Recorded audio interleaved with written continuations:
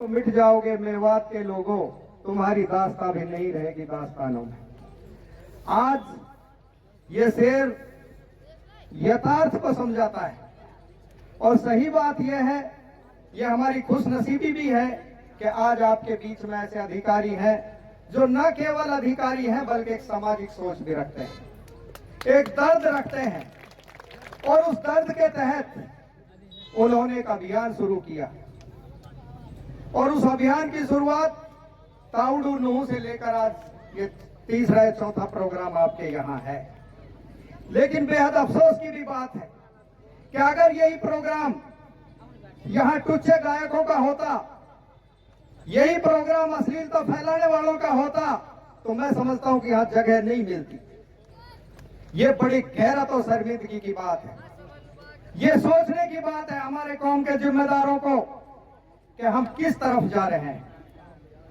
ना हम दीन के हैं ना हम दुनिया के हैं। भाई मुमताज जी ने सही कहा कि हमारी जो टुच्ची राजनीति है वो इसके लिए जिम्मेदार है।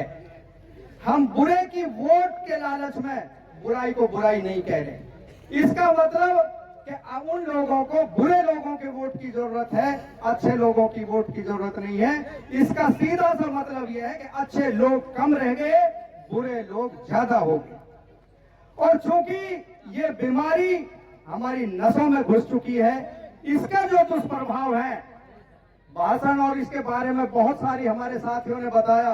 भाई समय सिंह जी ने हर तरीके से खोल करके बताया, दीन मोहम्मद जी, बाबूजी रशीद साहब और तमाम साथियों ने। मैं ज्यादा इसकी गहराई में नहीं जाऊंगा, मैं तो केवल इसका जो कुप्रभाव हमारे जिंदगी में पड़ रहे हैं उसके बारे में आपको अवगत कराना चाहता हूं। अभी मेरी चंद दिन पहले एक स्वास्थ्य विभाग के एक अधिकारी से बात हो रही थी, तो उन्होंने बताया कि नशाखोरी के लगभग 30 टेस्ट किए सीएससी नूह में, और बड़े अफसोस और दुख की बात है कि उन 30 आदमियों में 22 आदमी एड्स पॉजिटिव मिले। आप अंदाजा लगाइए कि अगर यही रेस हो, वो तो उसके बाद उन्होंने टेस्ट कराने बंद कर दिए नशाखोरों ने, जब ये पता लगा कि इसमें एड्स पॉजिटिव आ रहा है। और उसकी वजह क्या है कि हमारे नौजवान जब टांगड़ी में बैठते हैं, ग्रुप में बैठते हैं, एक ही सिरिंज से बार बार उसी सिरिंज को इस्तेमाल करते हैं इंजेक्शन लगाने के लिए। तो ये इसका जो मल्टीपल फैलाव है, चौतरफा फैलाव है एड्स का, नशा अपनी जगह है, एड्स अपनी जगह है, दोनों ही घातक बीमारियां हैं। तो मैं समझता हूं कि मेवात का मुस्तकबिल सेफ और सुरक्षित नहीं है।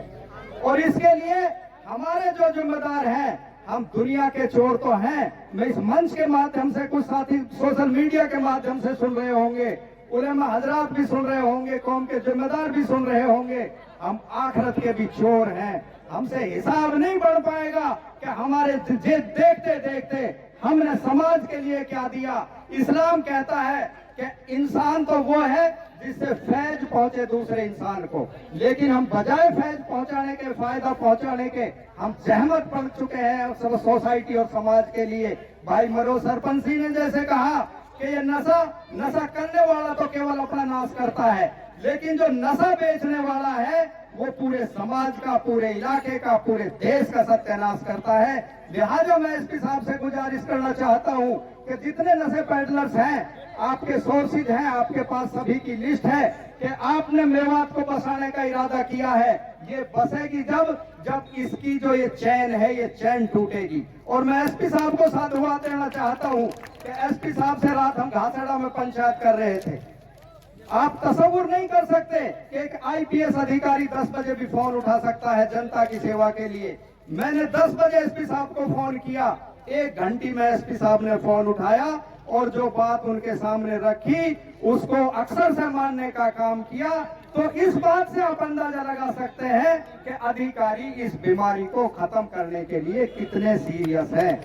लेकिन एक हाथ से, अब आप तालियां बजा रहे हो, एक हाथ से ताली नहीं बजेगी। ये ताली बजाने के लिए आपको दोनों हाथ जो इस्तेमाल कर रहे हैं, इस बुराई को खत्म करने के लिए आपको भी अपने आप को झोंकना पड़ेगा। और जो ये मायूसी और जो इस तरह की आज बड़ा, इस बात में कोई दो राय नहीं है, इससे अफसोस भी है कि 20-25 सरपंच लगे हुए थे और इस प्रोग्राम में जो पुलिस महकमे ने, माननीय एसपी साहब ने, एसएचओ साहब ने, डीएसपी साहब ने इसकी शुरुआत की थी नशा मुक्ति अभियान की, और सभी लोगों से कई दौर की मीटिंगें हुई सरपंचों की। तो ये हमारे इलाके के लिए बड़ी गैरत और शर्म की बात है कि ये हमारे मुस्तकबिल को लड़ाई लड़ने की बात है, और हम चंद आदमी यहाँ करके फॉर्मेलिटी के तौर पर यहाँ इकट्ठे हुए हैं। तो आप लोगों को ये ऐड करना होगा, क्योंकि अच्छाई तो हमेशा शुरू मिनिमम से होती है, कम से शुरू होती है। अगर आप ठान लो कि हमें ये बुराई दूर करनी है तो इंशाल्लाह बुराई दूर होकर रहेगी। वो अल्लामा इकबाल साहब ने कहा है कि कौन कहता है कि आसमां में सुराख नहीं होता, कौन कहता है कि आसमां में सुराख नहीं होता, एक पत्थर तो तबीयत से उछालो यारो। तो मैं ये समझता हूं कि पिनंगुआ ब्लॉक की क्रीम यहाँ बैठी हुई है, अगर ये अहद कर ले, दिल से ये चाह ले कि हमें ये बुराई खत्म करनी है, तो इंशाअल्लाह ताला ये बीमारी समूल नाश हो जाएगा इस बीमारी का।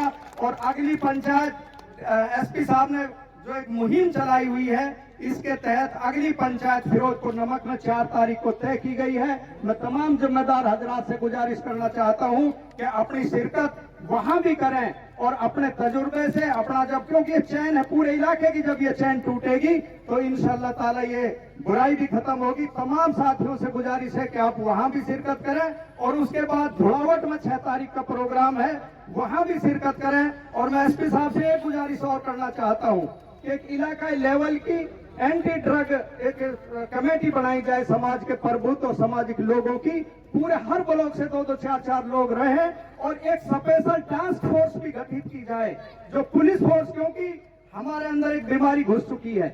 हम भरोसे का YouTube चैनल और सच्ची खबरें देखने के लिए हमारे खबर हक टीवी को सब्सक्राइब, लाइक और शेयर जरूर करें। और हाँ, सबसे पहले खबरें पाने के लिए बेल आइकन दबाना बिल्कुल भी ना भूलें।